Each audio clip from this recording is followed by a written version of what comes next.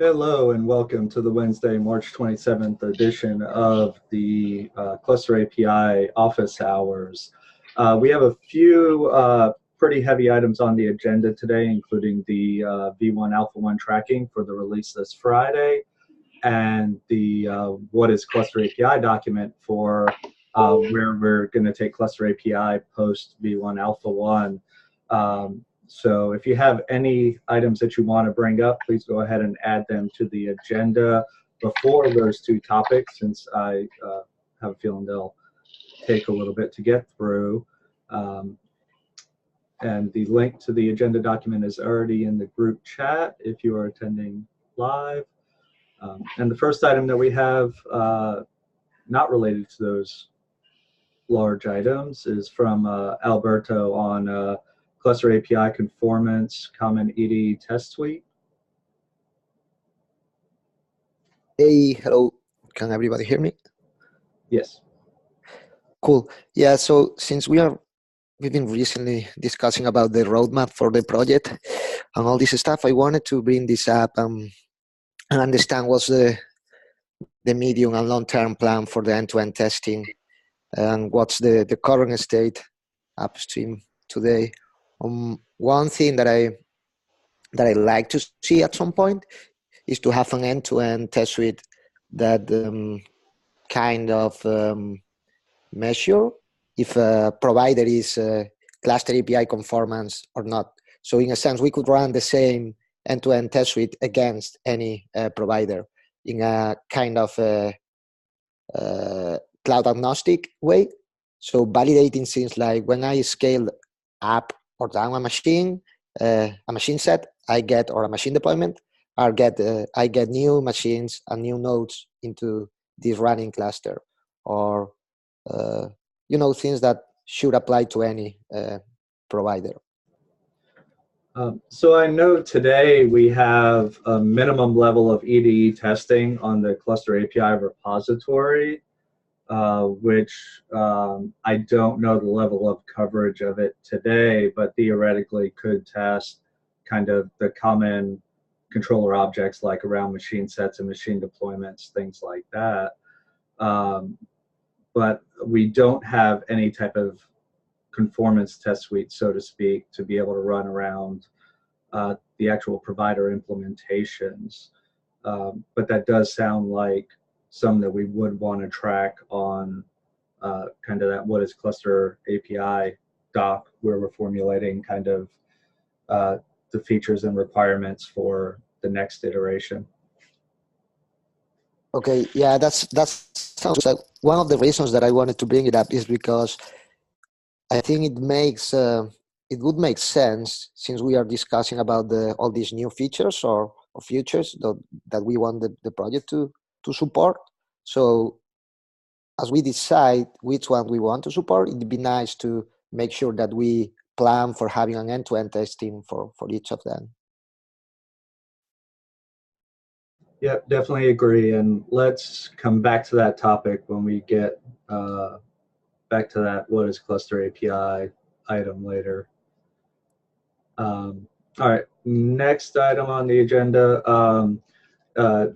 I was helping provide some support for a user in the Cluster API channel around the GCP provider. And it looks like the GCP provider has fallen kind of into a state of disrepair. And I worry about the optics of that. So I wanted to find out kind of what's the support plan for the GCP provider, and what other people in the SIG can do to kind of help out with that. Is that something that you're aware of, Justin? I can certainly rally more people to that are interested in using it to actually start making sure it is good and working again. I would love to get it not using Minikube. I don't know if has Kappa, Cluster API provider AWS, got off Minikube? So we recommend Kind for the bootstrapping when using Cluster CTL today, and it's been working pretty well so far. Cool. So yeah, that could be something that I can do, and then yeah, that will make, and I can also try to look at those things. Yes, it will be. We have some internal issues with running Minikube in Google, so I can definitely see that. The other question that I have is there seems to be some kind of alignment that we've been working on with some of the providers as far as like trying to more align kind of the different provider-specific types and behaviors. Is there any interest to kind of do that with the GCP provider as well, or is the kind of current approach kind of set in stone? I absolutely think we should define those behaviors. I would personally hope that most of the challenging ones I hope would be at the machine deployment, machine set level. But yes, like around when do we delete machines and things like that, I think we should. I don't know if it's possible to have a conformance type test for it, but we should define rules as to like, this is what we think it should be regardless. And if there are discussions happening about that, I would love to participate, and I know other people at Google would love to participate in that as well. All right, sounds good. Are there any other topics that people have before we start diving into the V1 Alpha 1 tracking? A question? Sorry, go ahead. Oh, sorry. I just want to add the current E2E test is not intended to actually test against like conformance. So the issue brought up by Alberto is to basically want to make sure the provider implementation is complying with their design we agreed on. So the currently existing test did not initially anyway think about that. So I think this brought up a new category of test, E2E test.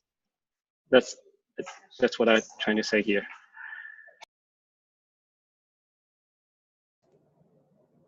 Yeah, this is Derek. I think if we want to tackle this with the like reorient E2E testing generally around the layering discussion that's happening in the roadmap doc, like it's possible we'll have E2E testing at each distinct layer or capability.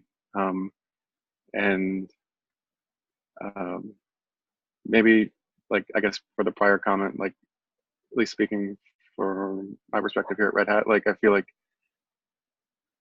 we should have E2E test suites at each individual layer of the overall cluster API framework, so that we don't have to,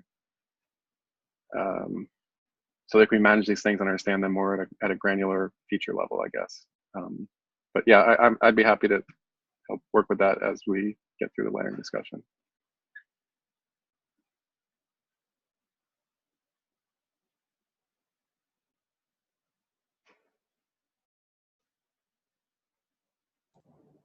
All right. Any other topics before we get into V1 Alpha 1? I know you were starting to say some, Vince. Yeah, but around the GCP provider, I was wondering if there's any action item that we should do before the V1 Alpha 1 release. I know that we can cut the release probably in 2 days, given the state of it, and there is like a lot of PR backlog. I was wondering if, Jesse, you have some time later today or tomorrow to go over it together, and like if other people are interested too, they're welcome to join. Yeah, we can definitely do that. I think there was a bunch of PRs that went in recently, I think, or PRs that were proposed recently, and actually some of them are probably better discussed at this level, at the cluster API level. So for example, one of the ones that comes to mind is, I know it sounds silly, but do you need a V in the Kubernetes version, right? And it's like, that to me is, first of all, that's something we should all agree at the cluster API level, because you don't want you need the V in AWS and you can't put the V on in GCP, and like OpenStack, it's optional. Like that would be the worst of all possible worlds. And then I think there's a meta question, which is what fields are considered sort of user input, and what fields do we consider to be like we expect them to be correct? And so, for example, I would guess the Kubernetes version, we will tolerate a V or a not V, but we might also want to put a URL in there. And so we don't want to like do the current implementation where it just removes any non-numeric characters. But on the other hand, there's also a PR out there for, like on GCP, you have to like declare a disk, your boot disk, and it automatically adds the boot disk if it isn't there. But that comes from sort of the machine deployments YAML. And do we believe that YAML file to be correct, or are we going to try to modify it? So that's why I didn't like. That's why I sort of punted on some of those PRs as being too hard. I think we can probably punt on them past V1 Alpha 1, to be honest. But we do have to. Yeah, that's fine. Like as long as like we, I was more asking like if there's any action item that like we need to tackle for V1 Alpha 1, and what should we tackle? You know, but we can discuss this offline. Yeah, we should make it work. Other than that. Sounds good to me.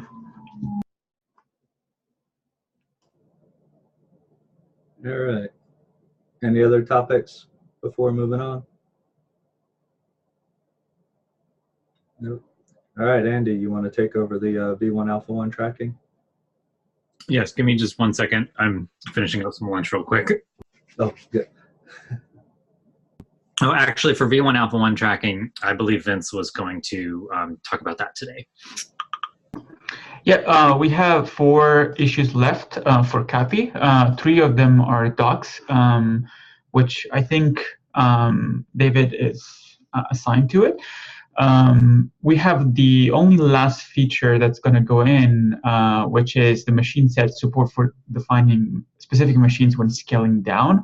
I think part of this will be fixed with the PR that's in flight, which is the next item on the agenda, which is delete policies for machine sets. So the idea is to merge this. I don't know if there was an issue with the basal files getting deleted, but I'm okay merging it and fix it afterwards if it was a mistake. If we don't get like some sort of ping from the owner of the PR.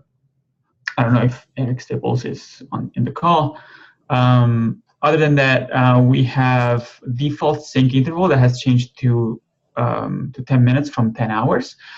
This will require providers to actually update their own main function. So I would advise you to do so, so that you can be in sync and have like more frequent reconcile loop interval. And Jason, do you want to talk about a release plan for V1 Alpha 1 for this Friday? Yeah, so I know that we are planning on releasing the AWS provider after the Cluster API release. However, currently the release process for Cluster API does rely on a Googler today to be able to push the images to the GCR bucket. Is that something that you might be able to help us out with on Friday, Justin? I can help you out with it. I don't know whether I have the bits, but if not, I can try to track down who does. And yes, I will happily do that. And we have a plan to get off this as well with like CNCF infrastructure. But yes, so in the meantime, we can like do the manual approach. All right. So with that said, whenever is convenient for you, Justin, on Friday to be able to work through the mechanics of cutting the release for Cluster API, I'd be happy to sync with you so that we can coordinate for the AWS provider shortly after. I'll send you an email as other channels tend to get lost, Jason. Great. All right. Thanks.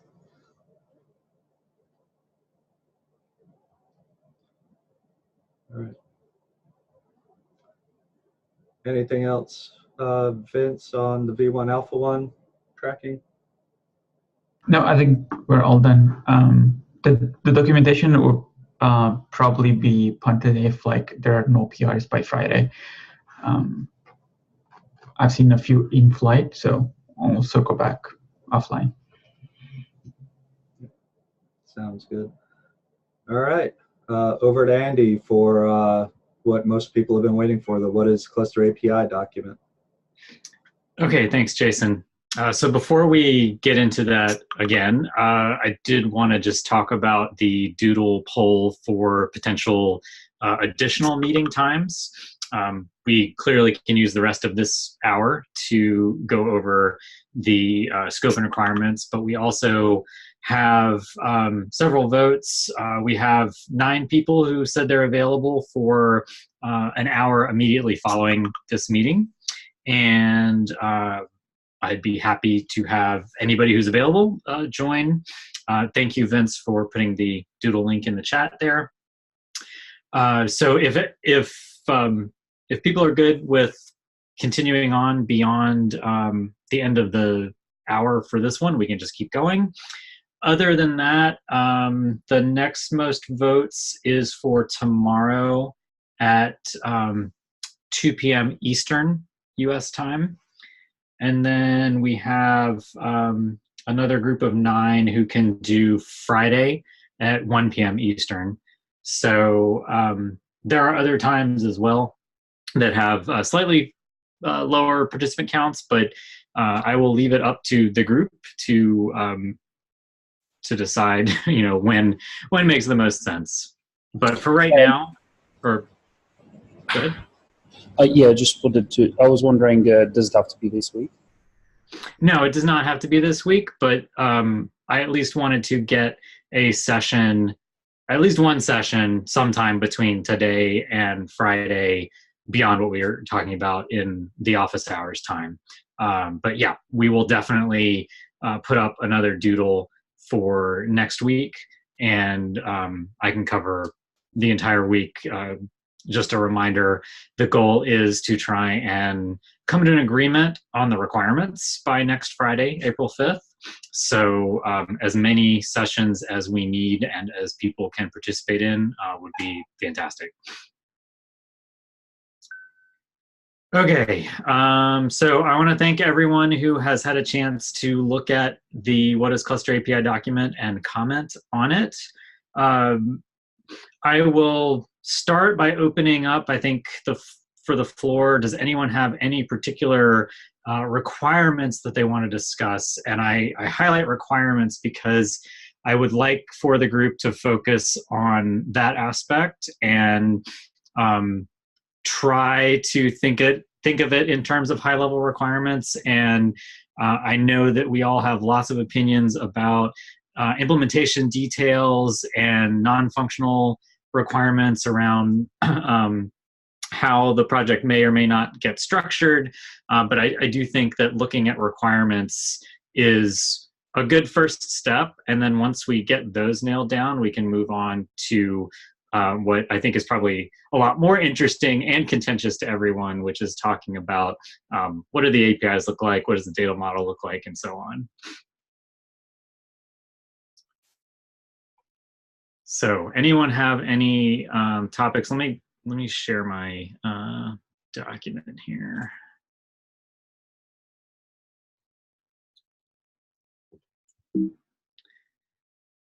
So what we've got here is the first section of the functional requirements. I'm happy to read them out loud, or if anybody has one in particular they want to talk about or suggest, let me know.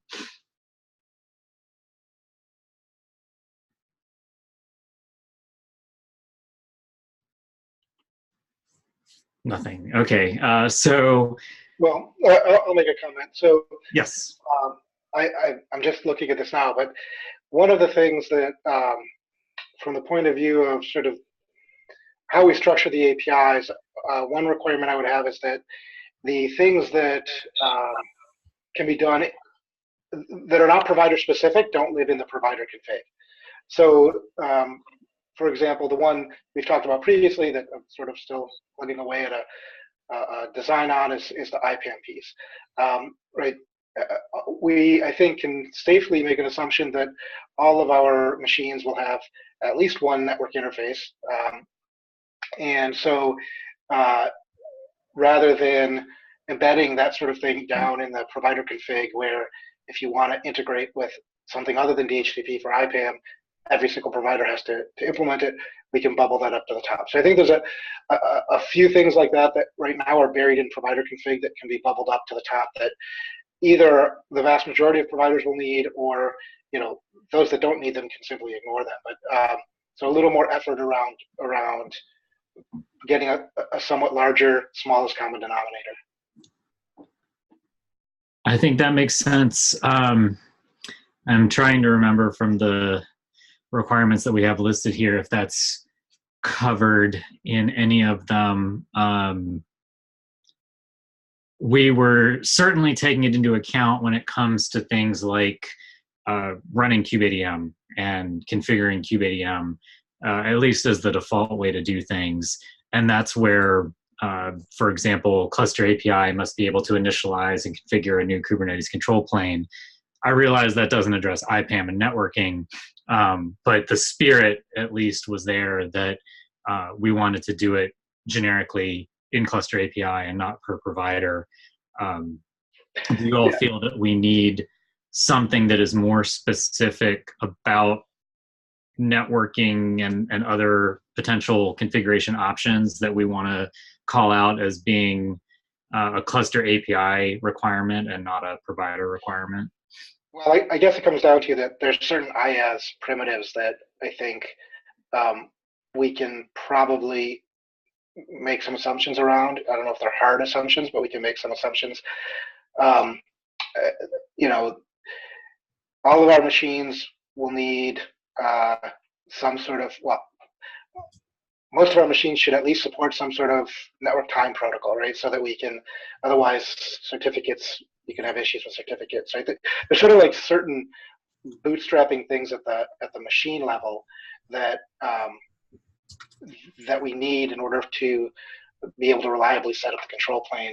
And I think that those things, and you know, those are just a couple that are on my mind right now, the IPAM piece that you can set up interface configurations and the NTP configuration. But I'm sure there's others that I'm just not thinking of right now that I just want to, I don't think we need to nail them all down here. I just want to, we should be sure that if we're going to be revising things, we put in the effort to find that that set of things that's really IaaS layer that machine controller should own and is independent of how you install the control plane on there. So one comment that I have on this is like, it sounds like this should probably go down in design guidelines because it's like a product of like what's going to come out later. Because even right now, like we don't know like what functionality we'll have across providers that we can actually, you know, make it generic. There's a few examples, but I think we might go into many details which are like implementation specific.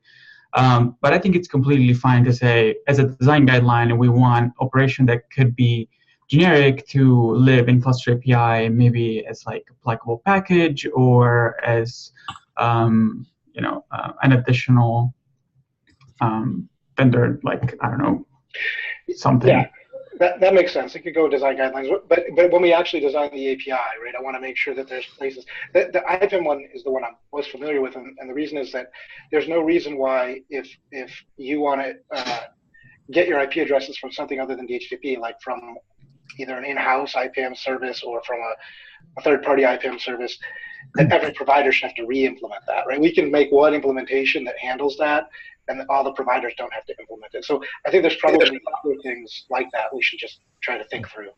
Yep. I'm not entirely sure why it's IPAM and NTP of any concern here. Most things I worked with, those things just sort of come out of the box.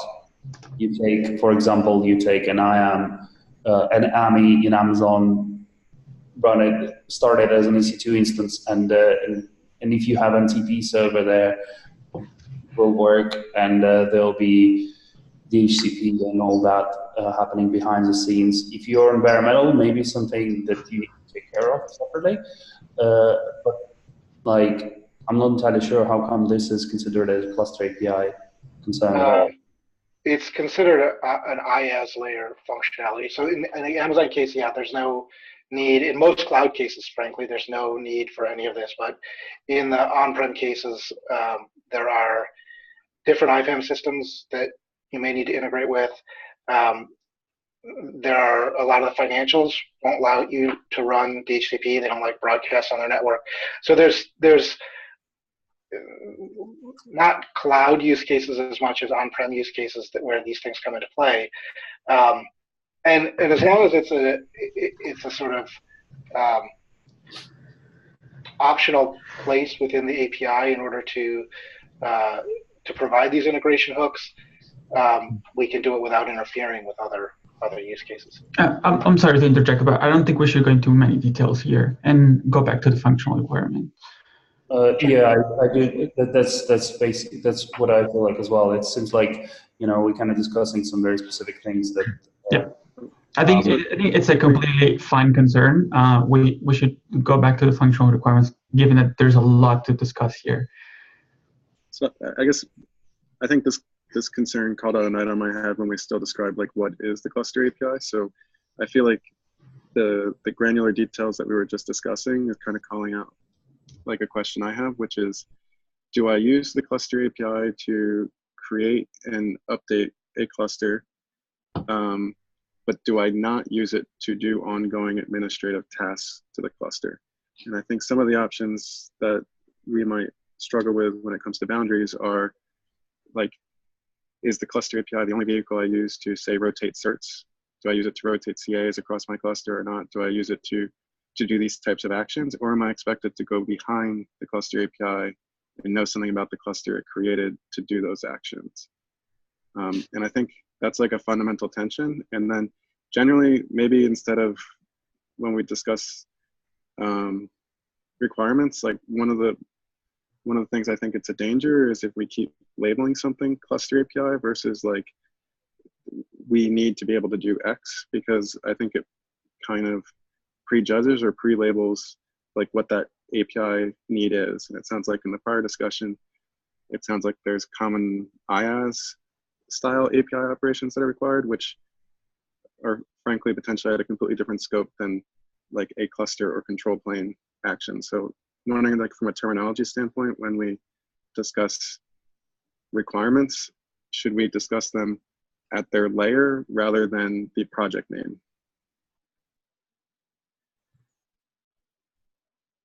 Like, so cluster API must be able to provision a machine that can run Kubernetes. Like the requirement really is I need an API to provision a machine, right? But it doesn't mean that that API is in the cluster API group, for example. Like I worry that we might be overloading things the way we describe requirements. So I think the potential challenge there is, where do we draw the line between building a system to be able to declaratively create and manage Kubernetes clusters versus basically creating tooling for arbitrary infrastructure management a la Terraform? I think the key here is part of the functional requirements is like you would almost break them down into goals and non-goals. The one thing that is the best part of any document that I've read so far that's been updated in the new KEP structure has been the explicit non-goals. And if we say that the boundary lines are drawn here and we stop at this point, that explicitly states to the consumers that we're not going to take on these other roles.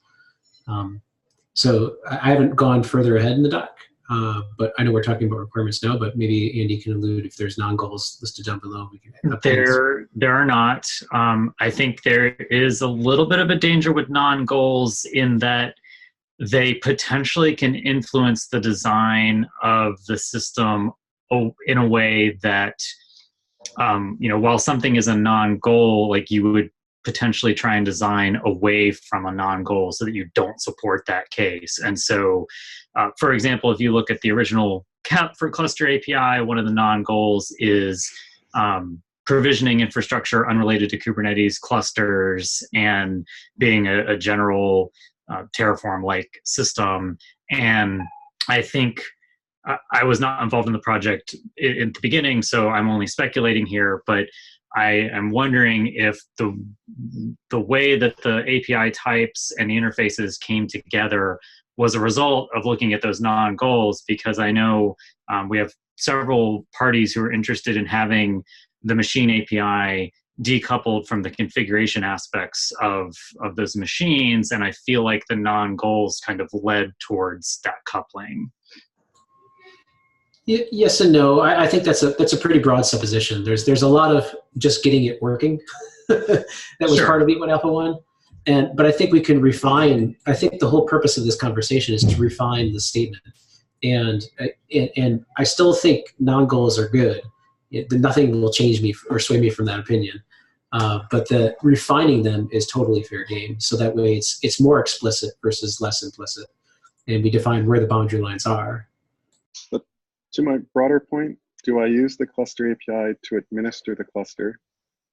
Or do I use the cluster API to get a black box cluster that I don't know how to administer and have to ultimately know something about the cluster that was configured to do administrative actions? So like a lot of the discussion on here when we talk about like how you manage machines, and it was getting coupled with the idea that there was potentially a data layer running on that. Like it wasn't clear to me that either A, we're assuming that etcd is running on the cluster that's created or not. In some discussions, it seems like there's an assumption it is. In some discussions, it seems So like there's not. Derek, Hold you're on, totally let me just. I'm capturing the discussion that happened on the doc, and so, like in some discussions, we talked about. I just want to know, like, do I use the cluster API to back up and restore my cluster? Do I use the cluster API to do etcd backups? Like, is this an administrative API for my cluster, or just a bootstrapping and upgrade API?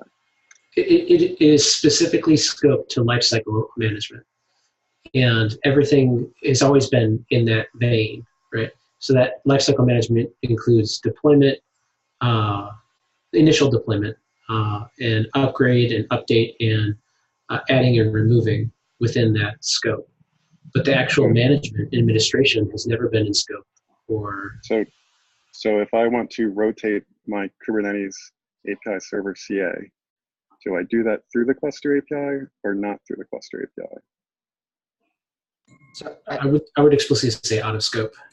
I would say we'll probably end up with it being out of scope, but I think Derek raises a great point that we're not designing a cluster API to be used in isolation, and someone that is running a Kubernetes cluster will have to do these tasks. And I think it's great to think about what those tasks are and how the stuff that we determine to be in scope for our project can interact well with whatever those things are, and where for example, we say, oh, well, CA key rotation is out of scope for this cluster API, we can be like, well, we should also mention that, and that should be a separate project somewhere, maybe under Kubernetes, maybe not, but there has to be another API. And there are some APIs which we want to work very well with, like, for example, cluster autoscaler.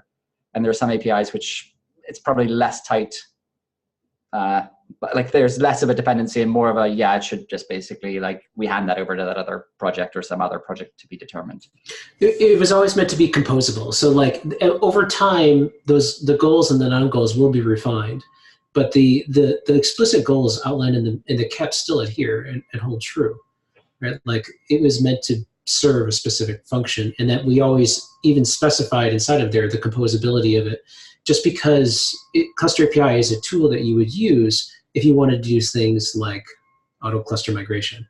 It wouldn't necessarily solve your problem, but it would be a tool that would be part of a solution built atop of cluster API. Yeah. So I think there's a lot of interest from a variety of folks who, like, we just pick on machine management. That's the one we brought up.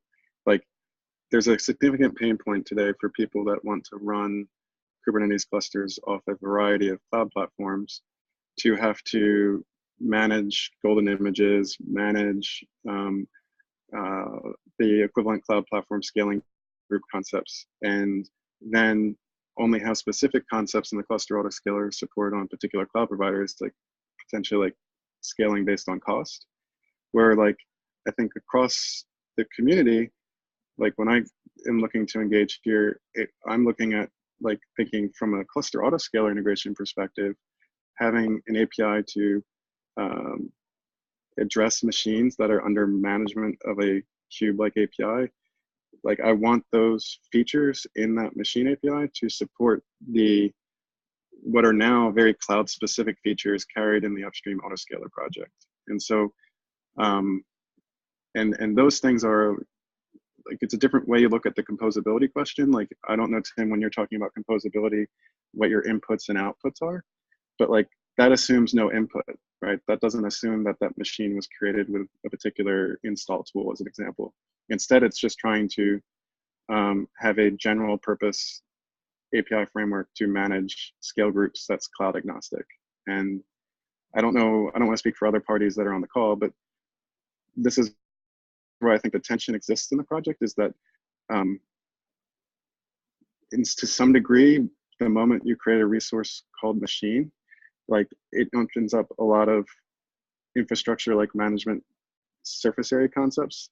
And I want to make sure that that concept is consumable by as many providers as possible,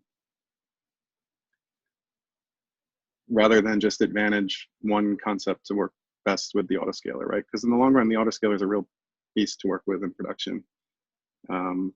And there's a lot of great things that we can do if we centralize that, like having some common definition of machines within our community. It's entirely possible that we break apart what is cluster API and what is the machines API and have two separate functional requirements that are independent of one another, right? I mean, if we had 2 bits and it'd be broken apart as 2 independent versioned APIs, there's nothing that prevents them from being composable in that fashion. Yeah, I agree. All right, and then it's just a matter of figuring out which administrative tasks you want to take on at each layer. And just from my prior comment, like when we were saying what is cluster API, like it'd be good to know, is it my input to do administrative actions or not? It seems like we're not quite sure the boundaries here, but we could probably talk through a number of like, what are the common administrative scenarios we see our customers having to doing, our users, and see where it does or doesn't make sense. But I'm curious on other people's perspectives, but I would just say, I think what you're saying makes a ton of sense, and whether or not it's in scope, we should not make it impossible to rotate your CA key, right? So if there is a list of things, maybe like talking about it in person is not the most efficient way, but like if there is that list of tasks that are potentially related, let's put them in a doc and be like, yes, it's out of scope, but here's how it would, or it's not something we probably want to support, but here's how we will not make your life harder, or here's how we imagine it working type thing. And like, I could see that. I think the whole premise behind everything that the SIG supports is composability in defining the boundary lines of where one tool ends and another tool begins, because conflating the scope has proven detrimental across a number of projects inside of the ecosystem, and it also eventually leads to fragmentation of those projects. And that's part of the whole reason, like I wrote that blog post, is that we want to prevent the Uber API, and then we do all things poorly, and then it causes fragmentation inside of the ecosystem. But if we well define the specifications for A versus B, and then or A and B, and then compose together in a meaningful way, we should help document that. Yeah, and I'm in total agreement with that, Tim. It's just a matter of like agreeing on those boundary layers.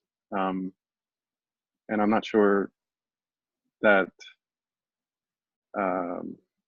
like, I think we're on the same page, but I'm not sure if we're on the same page. So, but in general, I would say I'm supportive of what you stated. Yeah, I think we are. From the I would like to add a little bit here. So from the administrative perspective, right? I think this was discussed sometime back when we also met in KubeCon, right? So if you look at the ecosystem right now, we already have tools to manage 1 cluster, 2 clusters, 3 clusters, and so on, right? We have Minikube and COPS and a lot of other smaller tools. But then the question came that the real challenge is managing really hundreds of clusters. So when it might not be fitting for everyone's use case, but this becomes really important when a company who wants to really manage really a large number of clusters, right? And speaking of administrative tasks, then if this administrative task cannot be taken care from a central point, then it definitely becomes some kind of a burden to all, because I might have 500 clusters and I want to apply certain tasks on 200 of them. And if I cannot do it from a central standpoint, then it's definitely a problem for me, right? So that's one thing.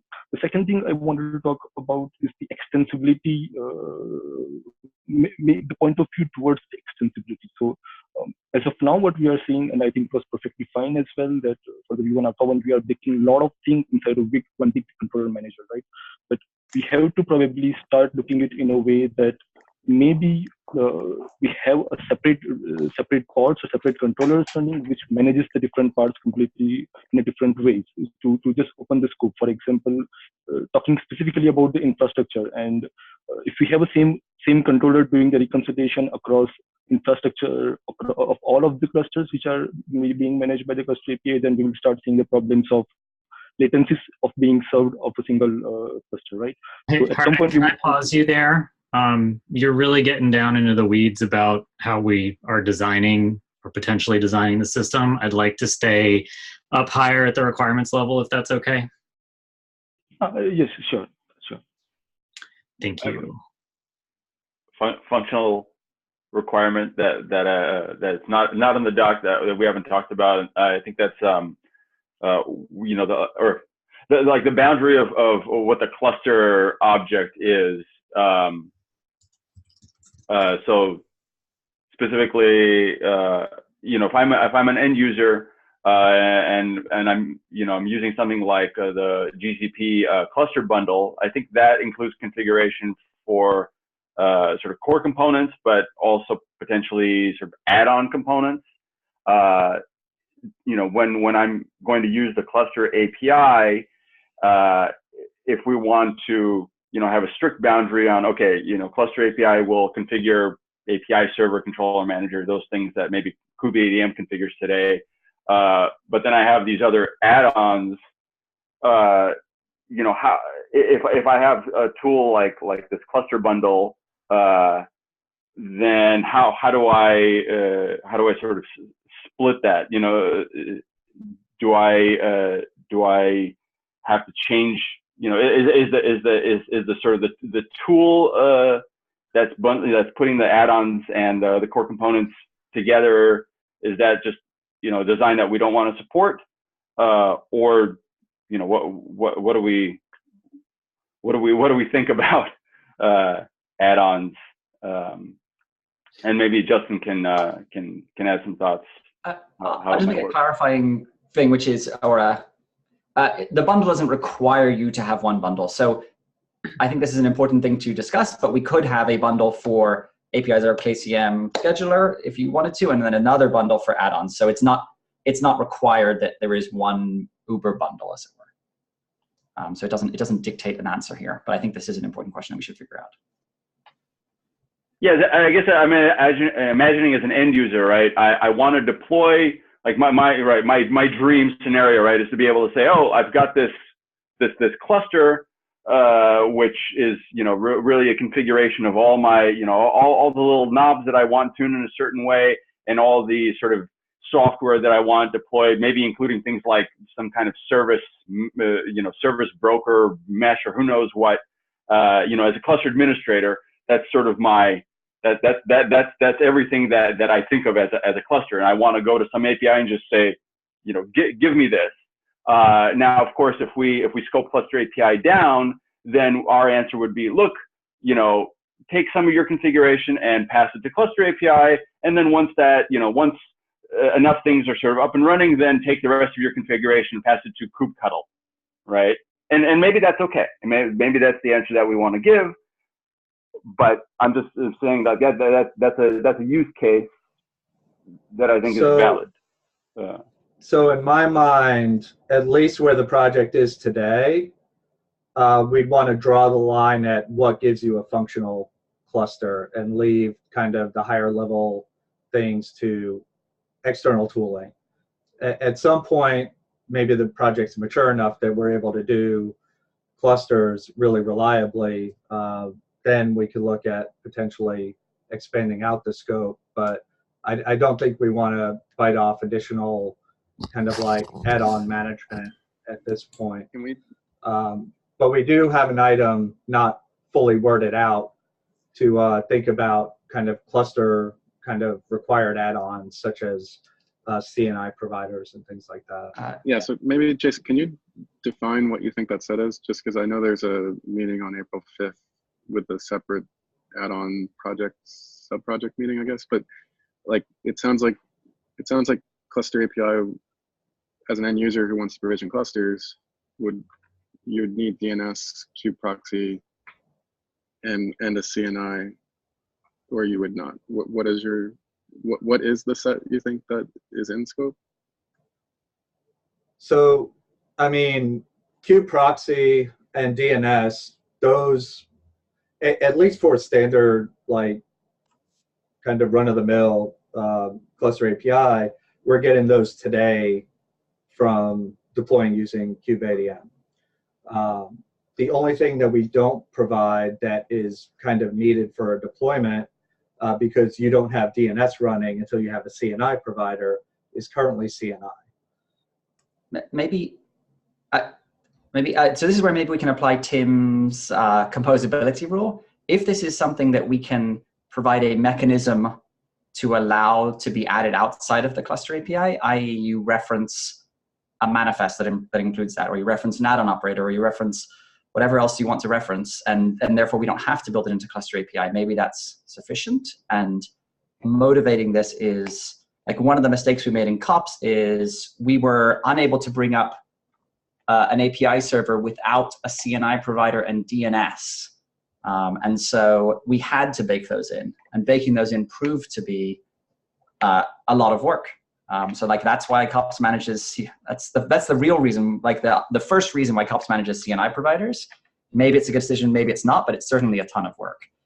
And like, so I agree 100%. We don't want to be in the business of managing these things. We just simply want a mechanism to be able to deploy and have a functional cluster. And so if there's something that we can leverage that somebody else maintains, that's beneficial. As long as we have that integration point, which is sort of, I think what Derek's point is, right? As long as we have a way that we don't make it impossible to install kubedns and kubeproxy and CNI, then I think that's a nice way to draw the boundary. We've defined a nice interface, or I don't know if it's an input or an output, but an interface point, and we've made it possible to create a great system, but we haven't blown our scope either. If I could just ask a clarifying question. So a phase is already apply add-ons in the cluster CTL flow, correct? Are we talking about something that goes beyond that capability? So that doesn't, like, that assumes that cluster CTL is required to be used. And I don't think there's anybody, like, the goal would be ideally you'd be able to spin up a cluster without having to use a predefined kind of cluster CTL tool. You should be able to use, like, the goal is that other kind of installer projects or cluster management projects could also adopt cluster API. So you could potentially run, say, Kubicorn and get a cluster API provided cluster, or COPS, and the same thing. You wouldn't have to use the cluster API provided binary to use the project. Okay, understood. So we're really talking about something that, you know, that theoretically could extend into like some kind of add-ons controller or something that kind of manages that. Is that what we're discussing?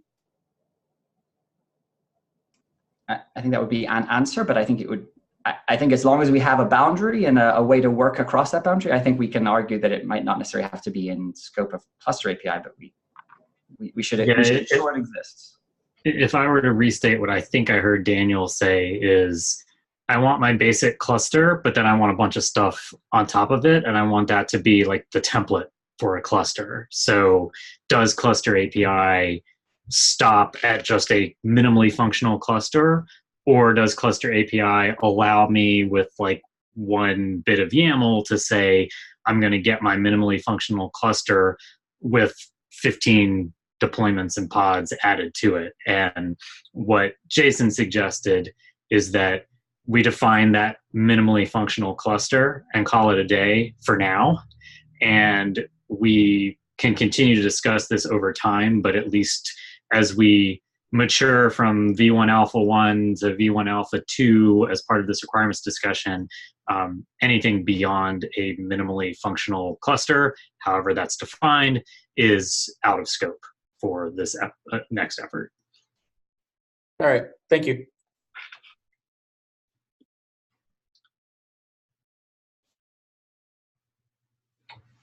Okay.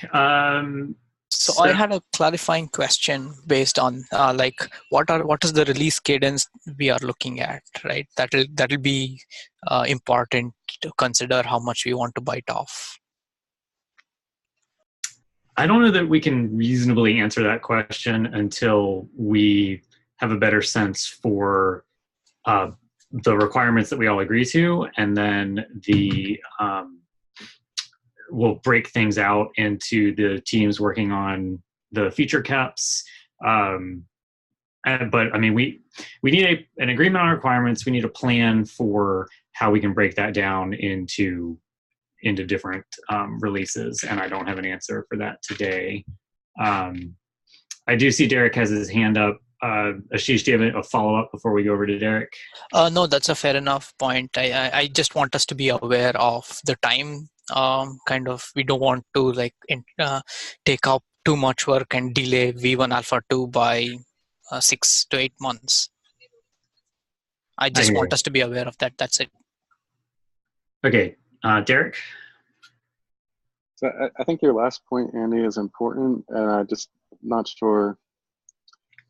Like earlier, Jason, I believe, was saying that we want cluster API to be that folks who had installed a cluster, potentially using other tools like COPS, etc., should be able to present a model that maps to the cluster API. And then your point on saying cluster API is just a minimal set of function you need to get a key cluster. Like I feel like those may be in conflict, because let's say we here at Red Hat go and model the cluster API in front of our OpenShift environment. Like if our install includes monitoring out of the box, like is that, I guess I would be worried to say that we are in violation of like the spirit of the cluster API. Like it seems like you can't be so opinionated on, maybe we can't be so opinionated on what it is you get at the end of the cluster, I guess, or maybe I'm mistaken. So it's I not feel an like easy the line. way that I feel like the way that you determine if you are cluster API or not is going to come down to conformance tests and not some documentation, right? So if you did more than a cluster API but still passed some conformance test, I think you would still be considered cluster API.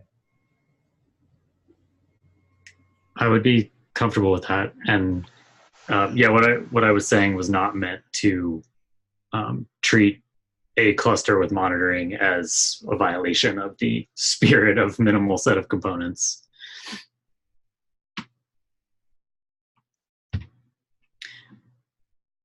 Okay, so we have about 5 minutes left in the office hours. I am happy to continue with anyone else who is interested in continuing the discussion beyond the top of the hour, whether it's on this Zoom or a different one. So let's at least keep going for another 5 minutes. Any other specific things that anyone wanted to bring up? Yeah, just from this discussion, it seems like we kind of need a little bit of structure and try to scope out particular sections and layers in here. It seems like we're talking about all sorts of different things. At least so far, we can explore all the different routes. And I'm not sure this is best use of everyone's time. So I think it would be helpful if we could kind of discuss some basic use cases and agree on those, and then extend beyond that into some details there. And once we have that, then maybe we can find ourselves in a slightly better place, because right now we're kind of poking into all sorts of different areas. It seems a little challenging to grasp. Right. So for example, right, sort of like, there are discussions about cloud providers and IaaS features and stuff and on-prem use cases. But there are also, but then there is also a lack of discussions around, we haven't touched at all on how cluster API maps out to like hosted providers such as EKS, GKE, or any of those. So I think that's been brought up in a separate document by Robert earlier, and that may be one topic to discuss. How do we look at clusters where control plane isn't something we have to provision, where we just call out to an API and we get a control plane. And so that is one topic that makes sense to discuss in isolation. That is. Yeah. So Ilya, I think we cover that in one of the functional requirements already when we start talking about managing the control plane.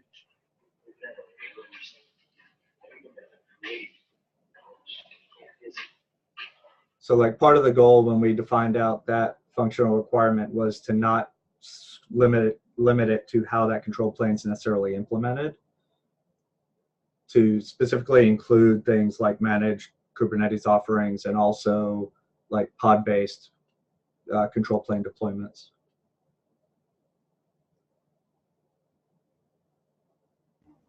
Okay.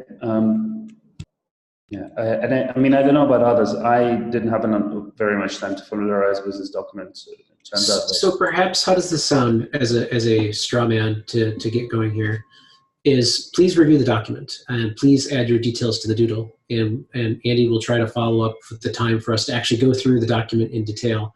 But the purpose of going through the functional requirements is not to dive so deep into the details and the weeds of particular things, but to pop up at a high enough level that we capture what is the goals and what are the non-goals for the iteration for V1 Alpha 2. We could potentially go into the details and get lost, inspecting our belly button lint for the next like 10 days easily. But the objective of this effort is to concretely summarize what are we going to try to do from a high-level perspective, and what are things that we're going to say, this is the demarcation line, this is where Cluster API stops, or the Machines API too, and this is where other tools begin. Thanks, Tim. So yes, I would propose that we adjourn now. Everyone, please take time to read the document, add your comments as Tim suggested. As of right now, the doodle is showing 24 hours from now, 2 p.m. Eastern time, as the most popular convenient time for everybody. But we can continue to discuss when over Slack or email. But for right now, it's looking like 2 p.m. Eastern time tomorrow. Just see if that's the time that's settled. Are we going to send a calendar invite out to the mailing list? Yes. Yeah, we will make sure to do that. Okay. Thank you.